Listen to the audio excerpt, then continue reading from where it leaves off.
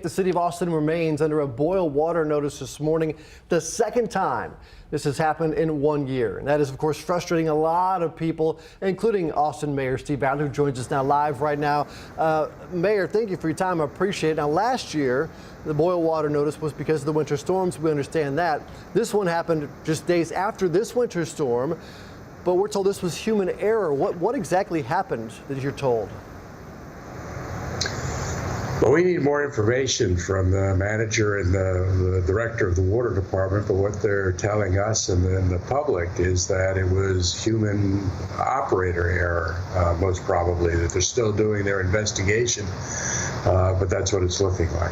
So I'm curious, it sounds like they're talking about the turbidity, which is just the clarity of the water. So it sounds like it's a clarity issue, not a contaminant issue. So it's not like chemicals that are in the water. Is that what you got from them, that it's just a murky water issue, not a dangerous water issue? I don't think it's a dangerous water issue. We're told that there's no real substantial risk to public health. But I think that in the treatment process, what I'm understanding is they may have added more of something that they're supposed to add, which has left the water cloudy. And because it's cloudy, they can't do the final test that's necessary to be able to have the water go out to the public. So in the absence of being able to do that test, they have to work to lower that cloudiness so that they can run that test. That's what they're doing now. The water plant is back up, I'm told. It's fully producing water. We just need to go through the tests now with the TCEQ, the state, so that they can open back up the system. No water plant.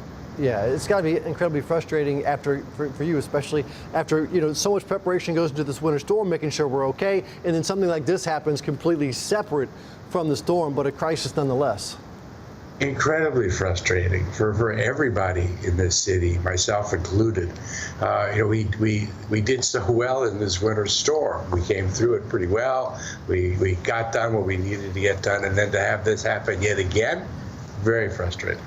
It may be premature to ask this question, but are you just thinking about options for the future to prevent this from happening again, or is that something you have to work on in the future? I think absolutely. You start thinking immediately about how to prevent this in the future. The response has been really good. We're taking a look at that. We gave out over 7,000 cases of water yesterday, over 6,000 gallons of water from the water delivery tankers that were out at the distribution sites. But we have to do a better job. In our city, we can't have our water system be going down like this. A city as big as Austin is.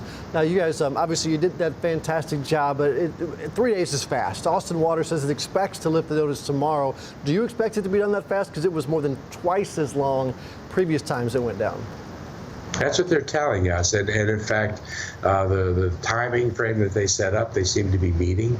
The plant is up and operating. They're taking the tests, but the last 24 hours is because they take the water. When they test it, they actually have to culture it. So there's a 24-hour period of time that you can't speed up to run that test. They're telling us that if everything goes the way that they anticipate, they should get the approvals by tomorrow afternoon, which is great. We're working with the school districts, Austin and Del Valley, others, make sure that they have necessary water supplies in the schools so that nothing impacts kids in class today and tomorrow.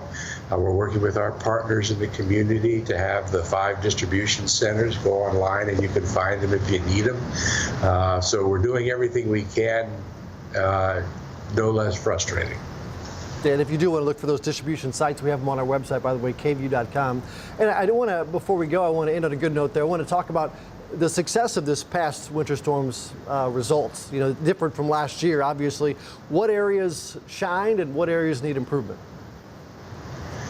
It was. The winter storm this year, unlike last year's, for lots of reasons, including that the weather event itself wasn't anywhere near as severe. But, we learned a lot of things from last time, and we put those things into place. We're working really well with community partners. We were able to get people that needed help off the streets and into shelters. We had shelter and warming facilities that opened up quickly. We got communications out in multiple languages. We worked really well well with community partners across the city, and we kept the systems up and operating and working really well. We're going to analyze that activity the same way we analyze things when they don't go well, again, to keep making sure we always learn and always do better. But kudos to the community for taking care of one another, and to the staffs at the city and the county for getting us through that storm really well.